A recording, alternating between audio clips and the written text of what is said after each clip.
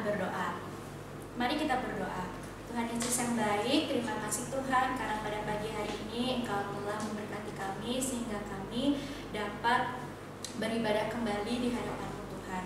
Tuhan, kiranya Engkau memberkati ibadah kami dari awal, pertengahan sampai akhir, dan berkatilah kami agar kami dapat berkonsentrasi dalam memuji dan memuliakan nama Tuhan. Dalam nama Tuhan Yesus kami sudah berdoa. Haleluya, amin. Nah, sebelum kita masuk ke firman, kita akan menyanyikan satu buah lagu, yaitu Baca Kitab Suci.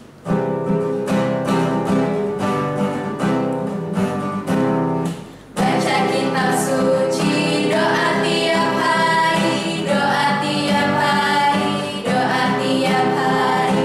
Baca kitab suci, doa tiap hari kalau mau tumbuh, kalau mau tumbuh, kalau mau tumbuh. Glory haleluya. Baca kitab suci, doa tiap hari kalau mau tumbuh. Oke adik-adik, sekarang sebelum kita akan mendengarkan firman Tuhan, mari kita satu di dalam doa. Semuanya lipat tangan dan tutup mata. Mari berdoa pada Tuhan. Selamat pagi Tuhan Yesus, terima kasih Tuhan karena Engkau telah memberkati kami. Kami sudah bangun pagi, kami sudah sarapan, dan hari ini kami mau mendengarkan firman-Mu. Tolong berkati telinga kami Tuhan Yesus, supaya kami bisa fokus mendengarkan firman-Mu, dan kiranya apa yang nanti akan disampaikan kami bisa mengerti dengan baik, dan kami bisa mentaati firman-Mu di dalam kehidupan kami sehari-hari. Jika ada yang mengganggu kami, entah itu handphone ataupun TV, film kartun yang mengganggu kami, Tuhan, kami mau fokus dulu di dalam firman-Mu. Engkau patahkan segala kuasa roh-roh jahat yang mengganggu kami tolak di dalam nama Tuhan Yesus. Terima kasih Tuhan Yesus, kami berdoa di dalam nama Tuhan Yesus. Haleluya, amin. Shalom adik-adik. Sekarang kita akan membaca kebenaran firman yang terambil di dalam kitab Mazmur pasal 143 ayat 1 sampai dengan 12. Adik-adik dengarkan ya, dan bisa adik-adik juga membaca, membuka Alkitabnya di rumah. Mazmur pasal 143. Doa minta pertolongan dan pengajaran. Ya Tuhan, dengarkanlah doaku. Berilah telinga kepada permohonanku. Jawablah aku dalam kesetiaan-Mu demi keadilan-Mu. Janganlah berperkara dengan hamba-Mu ini, sebab di antara yang hidup tidak seorang pun yang benar di hadapan-Mu. Sebab musuh telah mengejar aku dan mencampakkan nyawaku ke tanah, menempatkan aku di dalam gelap seperti orang yang sudah lama mati. Semangatku lemah lesu dalam diriku, hatiku tertegun dalam tubuhku. Aku teringat kepada hari-hari dahulu kala. Aku merenungkan segala pekerjaan-Mu. Aku memikirkan perbuatan tangan-Mu. Aku menengadahkan tanganku kepadamu. Jiwaku haus kepadamu, seperti tanah yang tandus. Jawablah aku dengan segera ya Tuhan. Sudah habis semangatku. Jangan sembunyikan wajah-Mu terhadap aku, sehingga aku seperti mereka yang turun ke liang kubur. Perdengarkanlah kasih setia-Mu kepadaku pada waktu pagi, sebab kepadamu-lah aku percaya. Beritahukanlah aku jalan yang harus kutempuh, sebab kepadamu-lah ku angkat jiwaku. Lepaskanlah aku daripada musuh-musuhku ya Tuhan. Padamu-lah aku berteduh. Ajarlah aku melakukan kehendak-Mu, sebab Engkaulah Allahku. Kiranya roh-Mu yang baik itu menuntun aku di tanah yang rata. Hidupkanlah aku oleh karena nama-Mu ya Tuhan. Keluarkanlah jiwaku dari dalam kesesakan demi keadilan-Mu. Binasakanlah musuh-musuhku demi kasih setia-Mu. Dan lenyapkanlah semua orang yang mendesak aku, sebab aku ini hamba-Mu. Ya, kita sudah mendengarkan tentang Mazmur pasal 143. Adik-adik tahu bahwa kitab Mazmur ini ditulis oleh Nabi Daud ya, menceritakan tentang pengalaman Nabi Daud di dalam perjuangan hidupnya. Jadi Nabi Daud itu adalah raja kedua Israel yang diurapi Tuhan. Kemudian dia banyak sekali musuhnya, yang terutama adalah dari raja yang pertama. Adik-adik ingat raja pertama Israel siapa? Oke ya, betul, Raja Saul ya, karena iri ya terhadap Raja Daud. Bagaimana Raja Daud ini dikejar oleh musuhnya sehingga dia selalu dalam keadaan bahaya. Tetapi Tuhan selalu menyertai dia, Tuhan selalu menolong dia. Di dalam perjalanan Nabi Daud, walaupun dia adalah orang yang takut Tuhan, orang yang selalu mendengarkan suara Tuhan, ya, orang yang selalu melaksanakan perintah Tuhan, dia juga pernah jatuh dalam dosa. Masih ingat dosa Nabi Daud? Ya, kalau adik-adik masih ingat, yaitu dia telah mengambil istri dari panglimanya. Siapa nama panglimanya? Masih ingat? Uria. Dan istri Uria adalah Betseba.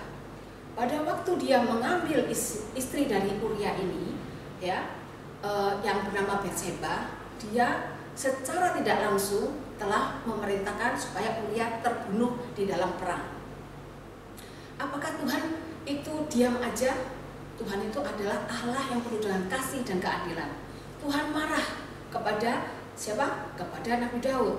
Ya, dengan bagaimana caranya? Dengan Raja Daud. Bagaimana dia cara menegur Raja Daud, yaitu melalui Nabi Nathan. Ya, Nabi Nathan berbicara kepada Nabi Daud pada Raja Daud bahwa dia merasa Tuhan itu marah karena dia telah melakukan hal yang mendukakan. Kenapa sih banyak banyak wanita-wanita cantik di luar sana harus mengambil istri daripada panglimanya? Adalah panglimanya begitu taat pada dia, ya. Begitu hormat sama dia, tapi istrinya diambil. Dan apa yang dilakukan oleh Raja Daud?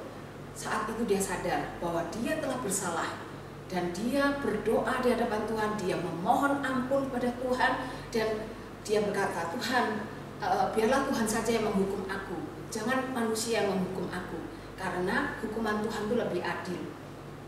Kemudian apa yang terjadi? Anak dari Betseba dari Raja Daud itu lahir, kemudian dalam waktu 1 minggu anak itu meninggal. Ya, di dalam proses anak itu lahir, ya, sakit, ya, Raja Daud itu melakukan puasa. Dia berdoa, dia menangis, dia tidak mau makan, benar-benar puasa dia, karena dia mengakui bahwa itu adalah perbuatan yang salah. Setelah itu Tuhan mengampuni ya, dengan anak ini diambil, meninggal ya. Setelah itu Raja Daud sudah menyadari kesalahannya sehingga dia bertobat. Adik-adik, apa sih hubungannya Raja Daud dengan kita saat ini ya? Adik-adik pernah nggak merasa sedih, marah, kemudian nggak puas, terus kemudian ingin curhat dengan masalah yang adik-adik alami? Saya curhat kepada teman, kadang kepada orang tua, kepada kakak, kepada siapa aja, tapi tidak ada solusi, ya kan? Minta pertolongan keluarga-keluarga yang dekat, tapi tidak ada solusi. Contohnya apa, adik-adik? Saat ini kakak tahu bahwa adik-adik kepingin sekolah, kepingin ketemu temannya, kepingin ketemu gurunya, ya, sekolah tatap muka, tapi tidak bisa terjadi karena apa? Kondisi COVID-19. Sehingga kalian harus ada di rumah, bosan, jenuh ya. Itu adalah perasaan kayak orang frustasi kan. Apakah orang tua kalian bisa menolong? Apakah kakak-kakak kalian bisa menolong?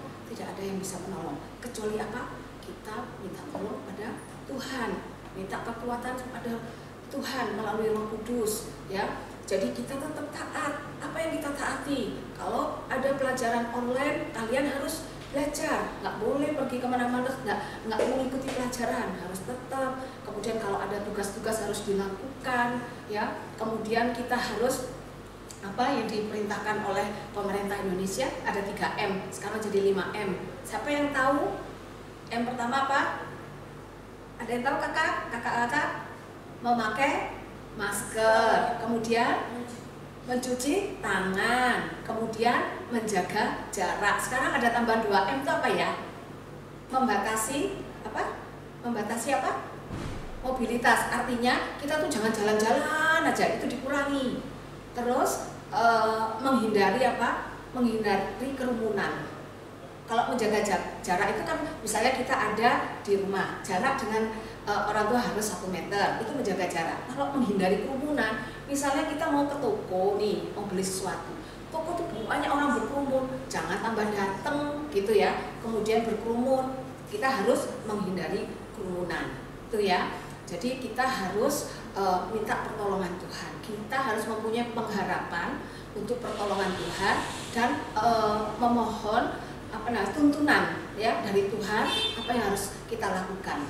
Seperti halnya Raja Daud. Raja Daud sudah berdosa dan apa yang dia lakukan? Dia merenungkan apa sih yang telah diperbuat Tuhan ya di dalam kehidupannya di masa lalu. Ternyata Tuhan itu sangat menolong dia.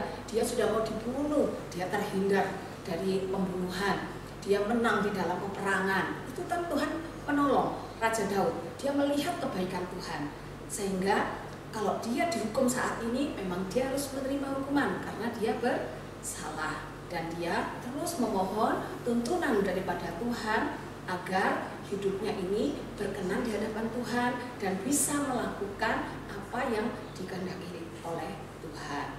Oke, adik-adik sudah paham ya? Jadi adik-adik sekarang harus mendengarkan perintah dari Tuhan. Harus apa? Berdoa, minta pertolongan Tuhan supaya kuat dalam menghadapi COVID-19. Adik-adik juga harus mendoakan kedua orang tua adik-adik, saudara-saudara adik-adik supaya terhindar dari penyakit COVID-19 ya. Dan harus taat, tidak boleh hanya berdoa tapi tidak melakukan 3M tadi ya. Tuhan juga nggak mau. Jadi selain berdoa, kita juga melakukan perintah Tuhan. Perintah Tuhan melalui Satgas COVID-19, melalui pemerintah. Ya, adik-adik harus melakukan itu sehingga semua terhindar. Doa dan melakukan membaca firman. Itu ya adik-adik. Sudah jelas ya? Oke, selamat pagi. Tuhan Yesus memberkati. Nah adik-adik, dari firman yang telah kita dengar dari Kak Joan, kita dapat menyimpulkan bahwa kita harus selalu berharap pada Tuhan dan mau menerima tuntunan Roh-Nya.